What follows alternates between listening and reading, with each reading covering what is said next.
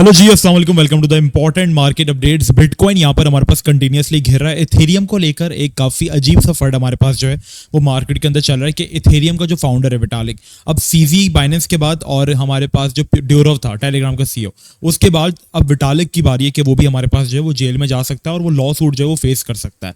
तो इस बात में कितनी सच्चाई है? और कल एक ऐसी न्यूज़ आई जिसने मार्केट को बहुत बुरे तरीके से इफेक्ट किया। इवन कि हमारे पास बहुत अच्छी गुड न्यूज़ आई, बट आपको एक चीज़ मैंने बताई थी, अगर आपको याद हो लास्ट वीडियो के अंदर, कि मार्केट के अंदर लोग यहाँ पर गुड न्यूज़ को देखकर थोड़े से पागल हैं। बट मैं एक चीज़ जो है वो एक्सपीरियंस कर रहा हूँ जो मैंने 2007 के अंदर चार्ट के अंदर देखी, और अब वही चीज़ में सेम जो है वो स्टॉक मार्केट के अंदर भी देख रहा हूँ। और यही सीन हमारे पास जो है वो हो रहा है कि हमारे पास यूएस जो है वो रिसेशन की तरफ जो है वो आहिस्ता आहिस्ता करके जा रहा है, और उसी तरीके का पैटर्न जो है वो फॉलो हो रहा है जो 2007 में हुआ था। देन इसके बाद हमारे पास रिसेशन आया था। वैसे तो ये मार्केट्स के लिए अच्छा है, बट शॉर्ट टर्म के लिए मार्केट इससे इंपैक्ट होंगी, और वही चीज़ हमारे पास जो है वो हुई। इवन के कल हमारे पास अनएम्प्लॉयमेंट डेटा काफ़ी अच्छा आया, बट इस पूरे हफ्ते के अंदर सितंबर में $1.8 ट्रिलियन जो है वो स्टॉक मार्केट से लिक्विडेट हो गए, वाइप्ड हो गए। जी हाँ, ये इतना बिटकॉइन का टोटल क्रिप्टो का मार्केट कैप है जितना वहाँ पर डेली जो है वो होता रहता है। तो इसलिए मैं इस मार्केट को, बिटकॉइन की मार्केट को काफ़ी वॉलेटाइल कहता हूँ। यहाँ पर टेक्निकल्स वर्क नहीं करते।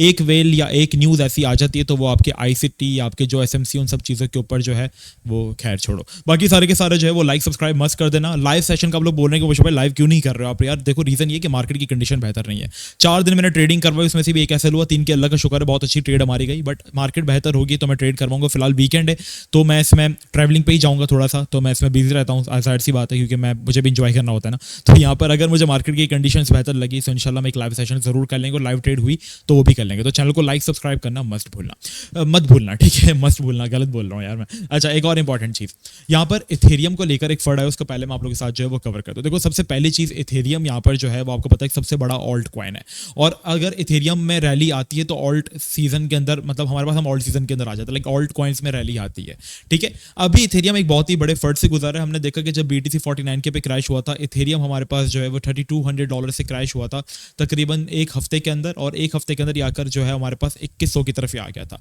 अभी BTC उस रेंज तक नहीं आया, लाइक 49 तक नहीं आया, 53 के तक रहा, बट इथेरियम जो है वो यहाँ तक आ गया, ठीक है? इट मीन्स ये चीज़ बताती है कि हमारे पास इथेरियम जो है उसके अंदर आउटफ्लो ज़्यादा है, यहाँ पर सेलिंग और ज़्यादा है। लोग क्रिप्टो के में अंदर जो है क्रिप्टो में वो BTC के ऊपर ज़्यादा ट्रस्ट कर रहे हैं। इवन BTC उस रेंज से $5000 अबव है, बट ईथ स्टिल अपने उस जोन के अंदर जो है वो बैठा हुआ है। तो ईद को लेकर एक बहुत ही भयानक फर्ड चल रहा है। दैट इज के यहाँ पे जो इसका फाउंडर है विटालिक, उसने 2 मिलियन की ईद के अंदर जो है वो सेलिंग की है, और इसके अलावा वो उसकी कन्वर्सेशन जो उसके रिगार्डिंग बातचीत है उसको अवॉइड कर रहा है। इसके अलावा इसकी जो टीम है फाउंडेशन, इथेरियम फाउंडेशन, वो यहाँ पर कंटिन्यूसली इथेरियम को सेल कर रही है। अब यहाँ पर एक चीज़ निकल कर आई जो कि उसने खुद क्लियरिफाई की है कि यहाँ पर ये कोई हम अपने पर्सनल गोल के लिए सेल नहीं कर रहे या अपने पर्सनल चीज़ों के लिए सेल नहीं कर रहे, बल्कि हम फंडिंग कर रहे हैं, और यहाँ पर हम लोग लेयर 2 प्रोजेक्ट्स के ऊपर जो फंडिंग करेंगे। आपको पता है वैसे भी विटालिक जो वो मीम कॉइन्स के ऊपर या दूसरे कॉइन्स के ऊपर बड़ा इन्वेस्ट करता रहता है, डोनेशंस करता रहता है। तो जाहिर सी बात है, बंदे की वर्थ यार $600 मिलियन है, तो वो कुछ ना कुछ तो हरकतें कर ही गई।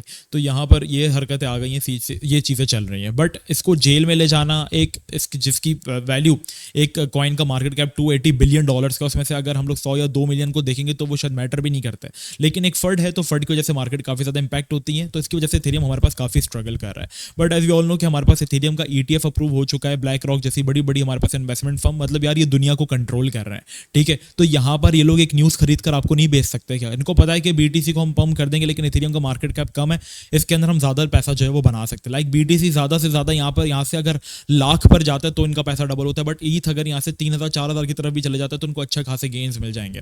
तो यहाँ पर ईथ इनके लिए ज़्यादा प्रॉफिटेबल है, तो जाहिर सी बात है फंड लाकर मार्केट को गिराया जा रहा है। Now as everyone is waiting कि इथेरियम कब हमारे पास इस रीजन को टच करेगा। लाइक वीकली चार्ट अगर मैं आपको ओपन करके दिखाऊं तो सारे पागलों में ट्विटर वगैरह भी मैं देख रहा हूँ। एक तो सबसे पहले यार ट्विटर को देखना छोड़ दो, वरना बर्बाद हो जाओगे। सही बताऊँ, यहाँ पर हर कोई अपने मफाद के लिए लड़ रहा होता है। सबसे पहले यहाँ पर ईद का जो सबसे इंपॉर्टेंट सपोर्ट, बहुत इंपॉर्टेंट डिमांड जोन हमारे पास ये बन जाता है 2000 से लेकर 1900। सब लोग वेट कर रहे हैं कि कब 2100 के नीचे आए तो हम लोग यहाँ पे बाइंग करें, लेकिन मुझे नहीं लगता ये लोग इस तरीके से करेंगे। यहाँ पर ऑलरेडी हम एक इंपॉर्टेंट सपोर्ट के ऊपर हैं, एंड आई थिंक यहाँ पर आपको थोड़ी सी बाइंग करनी चाहिए। मैंने अपनी एवरेज को गिरा के 2380 तक किया है, एंड मैं एक्सपेक्ट कर रहा हूँ कि अक्टूबर के अंदर ईद जो है वो इंशाल्लाह अच्छी रैली दे देगा 2700 से लेकर 3200 तक की, और ऑल्ट्स में हम एक अच्छा रिलीफ मोमेंटम जो है वो एक्सपेक्ट कर सकते हैं। अब हर कोई एक्सपेक्ट कर रहा है कि यहाँ पर तक आएगा, तो यहाँ पर एक चीज़ मैं आपको दिखाता हूँ। BTC के चार्ट में एक चीज़ मैंने देखी थी कि जब BTC फॉल कर रहा था, ठीक है, अपनी इस सपोर्ट को तोड़ा था, ठीक है, BTC ने, जब हमारे पास FTX का फंड आया था, तो हर कोई एक्सपेक्ट कर रहा था कि चलो भाई अब तो हम इस रेंज में आ रहे हैं यहाँ पर, और यहाँ पर इतनी बाइंग्स थी लाइक 12,000 से लेकर 10,000 से लेकर 13,000 वाले रीजन में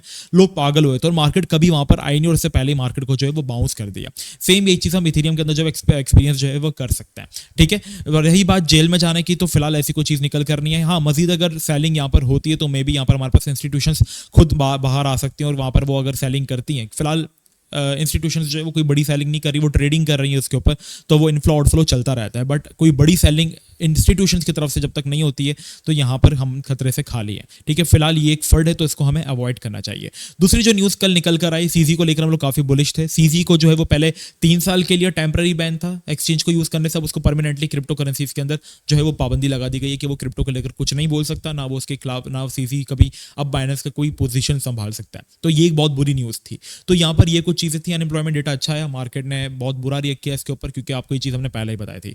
नाउ व्हाट नेक्स्ट? अभी यहाँ पर एक चीज ये कि ऑल्ट की जो हालत है वो बहुत ज्यादा बुरी होगी क्योंकि डोमिनेंस जो है वो अपने रेजिस्टेंस के क्लोज ही होल्ड कर रही है। आई वांट कि यार यहाँ से रिजेक्शन आ जाए, अगर रिजेक्शन आती है तभी ऑल्ट्स में पैसा आ पाएगा। चीजें सपोर्ट पर है, इथेरियम सपोर्ट पर है, बीटीसी अपनी अच्छी सपोर्ट पर आ चुका है, इवन यूएसडी डोमिनेंस अपनी रेजिस्टेंस पर है। आपको पता है यूएसडी डोमिनेंस अगर बाउंस होती है तो ओवरऑल मार्केट्स क्रैश करती हैं, बट यही अगर क्रैश करती है तो ओवरऑल मार्केट्स बाउंस करती हैं। तो कुछ बुलिश मोमेंटम ये है कि हमारे पास एक इंपॉर्टेंट रेजिस्टेंस के ऊपर जो है वो यूएसडी डोमिनेंस आ गई, जहां पर नवंबर 2023 में थी। ऑलमोस्ट हमारे पास 10 महीने बाद ये वापस इस रेंज में आई, और एंड आई वांट कि यहाँ से इसको जो है वो रिजेक्शन मिल जाए, क्योंकि लास्ट टाइम जब इसको रिजेक्शन मिली थी हमारे पास जनवरी 2024 में, तो हमने देखा था कि बीटीसी अपने ऑल टाइम हाई पर गया था। तो अगर इसको वापस यहाँ से रिजेक्शन मिलती है तो हम एक अच्छा सिनेरियो एक्सपेक्ट कर सकते हैं। डोमिनेंस भी रेजिस्टेंस के ऊपर बैठी हुई बीटीसी की, तो वो भी गिरती तो ऑल्ट सीजन में एक्सपीरियंस कर सकते हैं। इसके अलावा बीटीसी और मेजर ऑल्ट कॉइंस जो है वो अपनी इंपॉर्टेंट सपोर्ट के ऊपर आए हैं। ठीक है, बीटीसी को लोग ज़्यादा से ज़्यादा अगर आप एक्सपेक्ट कर रहे हो तो मेरे ख्याल से लोग यहाँ तक एक्सपेक्ट कर रहे हैं बीटीसी को कि ये हम यहाँ पर आएगा तो बाइंग करेंगे। मेरे ख्याल से आपको हर रेंज में बाइंग करनी चाहिए और मून बॉय या बेयर बॉय मत बनो, लेवल टू लेवल चलो। टू बी ऑनेस्ट मैं बताऊँ तो मैं लेवल टू लेवल ट्रेडिंग कर रहा हूँ। कल प्रीमियम में मैंने कॉस्ट दिया, इवन मार्केट क्रैश करी, हमारी टीपी जो है वो अचीव हो गई। इसके बाद ही मैंने उसी दिन मैंने एक और ट्रेड दी, मैंने कहा यार एक और ट्रेड बहुत मुझे सेटिस्फाई कर रही है, आज जो चेस बाय करें। चेस की ट्रेड हमने दी, कुछ ही देर के अंदर टीपी अचीव, लोगों ने बेहतरीन प्रॉफिट्स बनाए। और इस मार्केट के अंदर भी हमने देखा, बताया लोगों के बीटीसी $5,000 गिरा 4 घंटे के अंदर, और हमारी एक दिन में 2 ट्रेड्स हिट हैं अल्हम्दुलिल्लाह। तो अगर आप लोग इस तरीके की गेम्स बनाना चाहते हैं तो you guys can join our premium, अगर आप लोग फ्री सर्विसेज से सेटिस्फाई, वरना आप लाइव स्ट्रीम्स में आए, पैसे बने तब आप ज्वाइन कीजिएगा, अदरवाइज किसी को कोई फोर्स नहीं है। तो ये सारी मार्केट के अंदर फिलहाल मोमेंटम जो है वो चल रहा है। सुकून से लेवल टू लेवल चलो मार्केट के अंदर। अगर आपको बाइंग अपॉर्चुनिटी दिखे बाइंग करो, सेलिंग अपॉर्चुनिटी दिखे सेल करो। मून बॉय या बेयर बॉय बनने की जरूरत नहीं है। मिलते हैं नेक्स्ट वीडियो में। अपना बहुत ही ज़्यादा ख्याल रखना। जब तक के लिए अस्सलाम वालेकुम व रहमतुल्लाह।